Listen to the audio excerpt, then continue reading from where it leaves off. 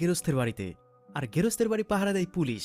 কিন্তু আজকে দেখবেন একজন মাস্টারমাইন্ড চোরের ব্যতিক্রমী কিছু চুরির কাণ্ডকারখানা। তবে আজকে সে গেরস্তের বাড়িতে নয়, বরং পুলিশের থানাতে ঢুকেই শত শত পুলিশের সামনে হাজার কোটি টাকা মূল্যের একটি হীরা চুরি করে, তাও সকল পুলিশকে বোকা বানিয়ে তাদের সামনেই চুরি করে।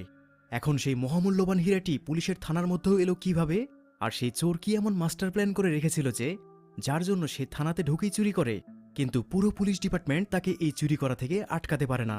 সেই রহস্যময় ঘটনাগুলো নিয়ে আজকের মুভি ব্লু স্ট্রিক। তো চলুন মূল গল্পে চলে যাই। মুভির শুরুতে চারজন চোরের একটা গ্রুপ দেখা যায়। এ হলো মাইলস, যে ছিল এই চোরদের লিডার। মাইলসের এই গ্রুপে রয়েছে তার ডান হাত এবং বেস্ট ফ্রেন্ড এডি। এডি ছিল মাইলসের সবচেয়ে বিশ্বস্ত সহযোগী, আর যে কোনো লক খোলাতে সে ভীষণ এক্সপার্ট। তাদের সঙ্গী হিসেবে তাদের সাথে রয়েছে ড্রাইভার টুলি। তবে তাকে ড্রাইভার না বলে বিমানের পাইলট বলা যেতে পারে, কারণ তার কাজ হলো চুরি শেষে সবাইকে গাড়িতে করে উড়িয়ে নিয়ে পালিয়ে যাওয়া। তবে এই গ্রুপে এখন নতুন একজন সদস্য যুক্ত হয়েছে। সে হলো দ্য পারফেক্ট হ্যাকার ডেকন, আর তাদের মিশন হলো $17 মিলিয়ন একটি হীরা চুরি করা। তাদের প্ল্যান অনুযায়ী ড্রাইভার টুলিকে গাড়িতে রেখে তিনজন সেই বিল্ডিংয়ের ছাদে চলে যায়, যে বিল্ডিংয়ে তারা চুরি করতে এসেছে। টুলি সেখানে একের পর এক সিগারেট খেয়ে চলেছে, তাই মাইলস তাকে বলে এভাবে সিগারেট খেয়ে গাড়ির উপর ধোঁয়া ছাড়লে তারা খুব তাড়াতাড়ি ধরা পড়ে যাবে। যাই হোক, ডেকন ইতিমধ্যে ভেতরে সিকিউরিটি সিস্টেম হ্যাক করে নিয়েছে, অর্থাৎ সিসিটিভি ক্যামেরা এখন তার নিয়ন্ত্রণে। এরপর মাইলস এবং এডি চলে যায় ভিতরে। তাদের সবকিছু আগে থেকে প্ল্যান করাই ছিল, শুধুমাত্র প্ল্যানটা সঠিক সময়ে কাজে লাগাতে হবে। এদিকে সিকিউরিটি গার্ড দেখতে পায় তাদের একটি অংশের সিসিটিভির ফুটেজ মনিটরে দেখা যাচ্ছে না, তাই সে ওই দিকে এগিয়ে যায়। তো ডেকন এটা দেখতে পেয়ে দ্রুত মাইলসদের ওয়ার্নিং দিয়ে সাবধান হতে বলে। মাইলস এবং তার বন্ধু এডি আতঙ্কিত হয়ে পড়ে, কিন্তু অতি অল্প সময়ে তারা একটি সিকিউর লক খুলতে সক্ষম হয়।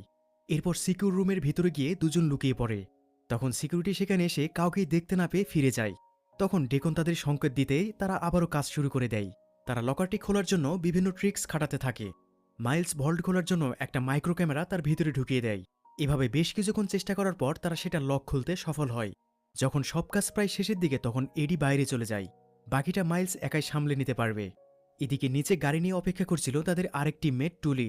সে গাড়িতে বসে সিগারেট খেয়ে খেয়ে গাড়ির পাশেই সিগারেটের ফিল্টারগুলো ফেলছিল।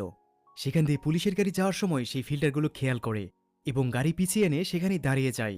অন্যদিকে এডি বাইরে ছাদে যেতেই সেখানে থাকা তাদের সহযোগী চোর ডেকনকে দেখতে পায়।